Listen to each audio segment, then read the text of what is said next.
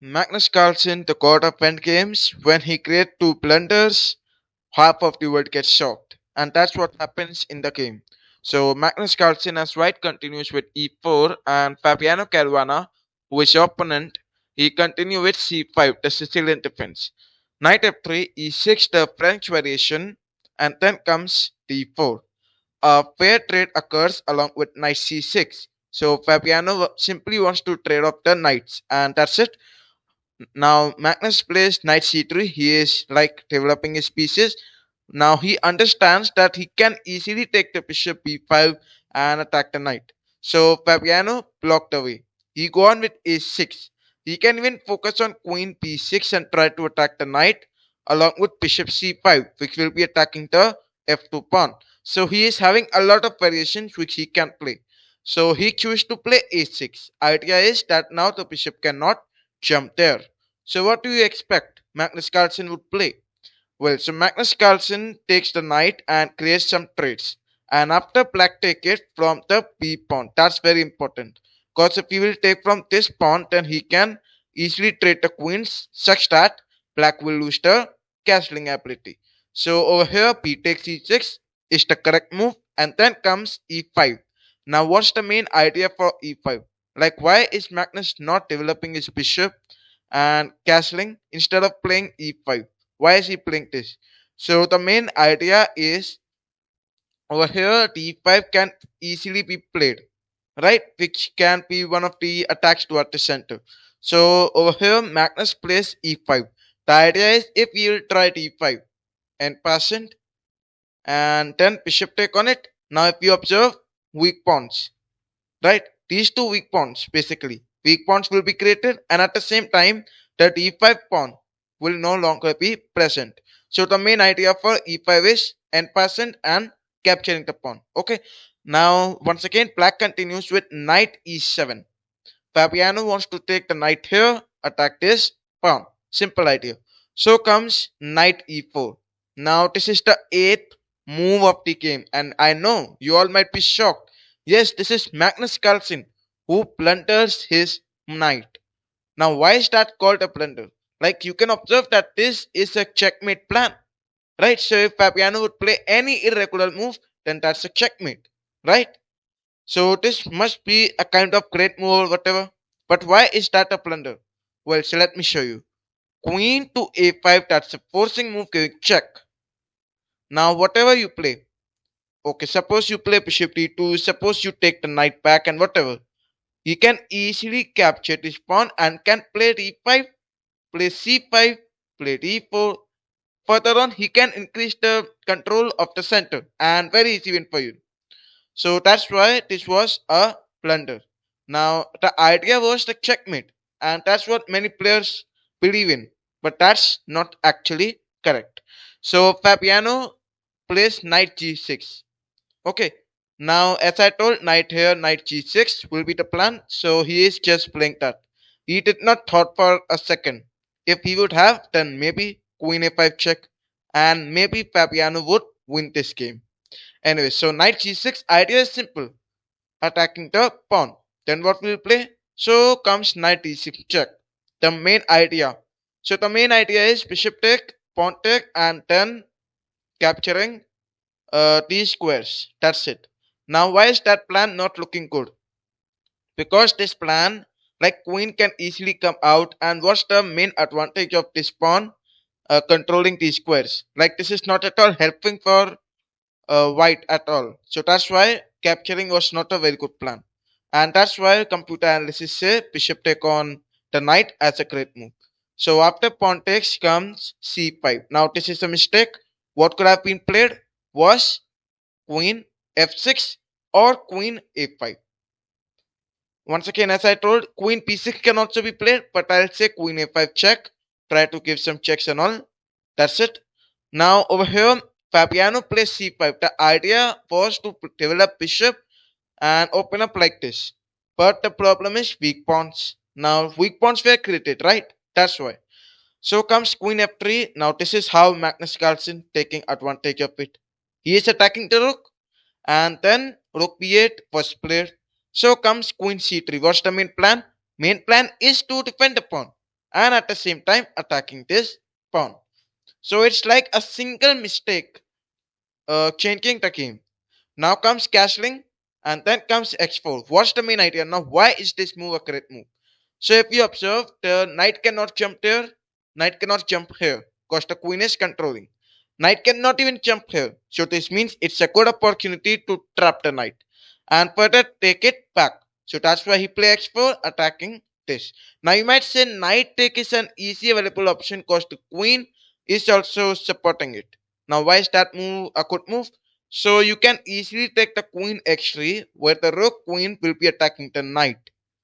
Now you'll be focusing on the checkmate, right? So whatever he can play, he can try to play rook b4 and try to defend and all. What you can do is you can easily play c4, block the rook, and obviously that's going to be a very easy win for Magnus. So once again, he does not observe like his. This was the main plan of Magnus. Now over here, Fabiano plays x6. Okay, with this move over here, what he wants to do is if he try to play this move like x5, what will happen is actually this was what happened. What will happen is he can easily play knight x4. Okay, now there is no point of taking this because the checkmate is not possible. So that was the main plan for x6. Now comes rook x3. He just push the rook forward. He can take rook here, sacrifice the bishop, and focus on the checkmate. So this is one of the main plans. Knight f5 a great move. Now why is this true? So it is a great move because the rook can not come here. So comes g4, knight comes to d4, and then comes queen take on c5. Once again, this is the second blunder of the game. Now over here, now why is that a blunder? So first of all, this is a good thing that Magnus is like capturing the weak pawns and all, but he is forgetting something. Like if he'll take it, what will happen is he can easily take out the queen and can protect his knight. Suppose after queen comes, basically all the attacks which white had earlier. Right? Earlier Magnus was easily attacking towards the king side.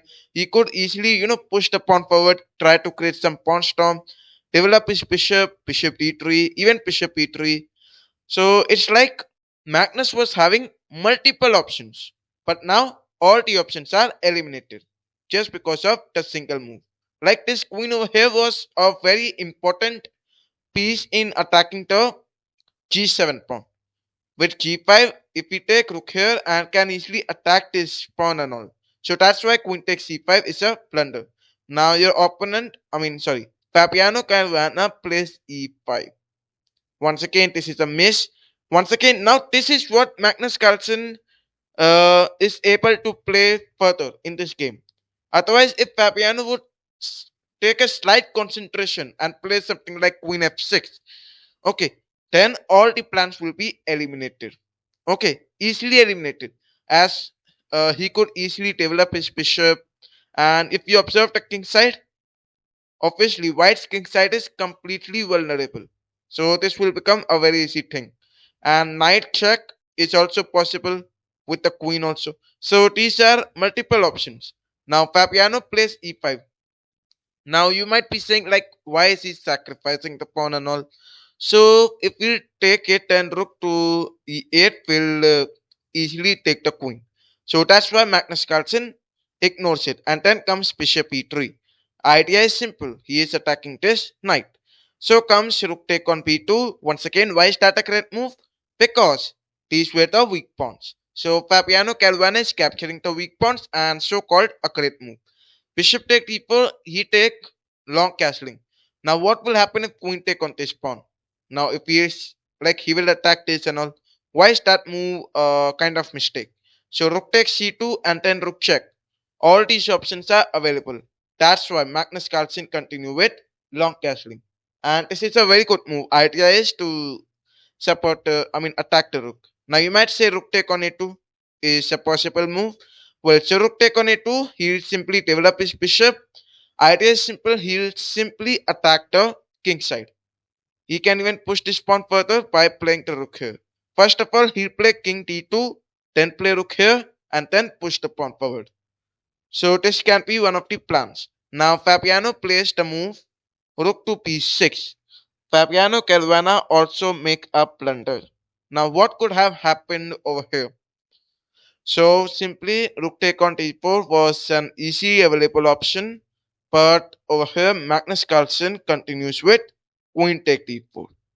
Okay, queen take d4. Now Magnus understood that attacking this pawn, creating this diagonal was a very powerful thing which he had.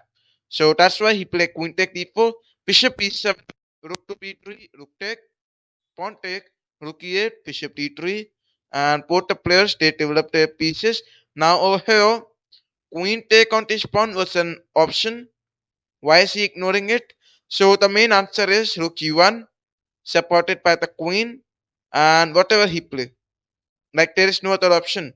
He has to take this rook. Otherwise, if he makes some other move like queen take on this, then queen take this is a checkmate. So take it back. That's why Fabiano does not capture, and then Magnus protects his pieces. Now queen take on a5. Once again, Magnus Carlsen creates a mistake, and still Fabiano Caruana has a very good hope. What he can do is play queen g1, stop the pawn from being pushed further, and at the same time play rook here. Focus on attacking this file. So this can be once again a good option for Fabiano. But Fabiano misses this. Fabiano play queen take on f4. So comes queen a7. Once again a mistake by Magnus Carlsen. So what can happen over here? Well, so with this move he is trying to control this diagonal, especially this check.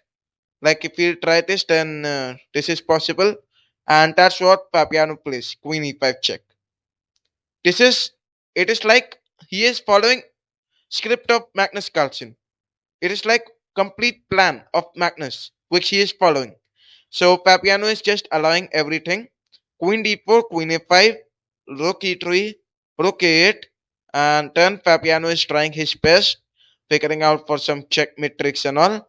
King c1, queen a6, and then bishop d3, attacking this queen. Queen a5, b4, queen g5, king b2, rook b8, bishop f5, and bishop d5, and then comes rook e5. Now comes bishop b7, which is a blunder. Now what happened in the game was Fabiano was having only 6.2 seconds, and he could easily think, like he could only think for about 4 5 seconds. And after thinking for it, he played bishop b7. It's like he was not having sufficient time to think and play the correct move. So Magnus Carlsen, having 25 seconds and so-called god of endgames, continues with bishop x7, the brilliant move, king take a10, rook take on queen, that's a free queen. And that's why Fabiano resigns the game. So this was how Magnus Carlsen, even after creating two blunders, won the game.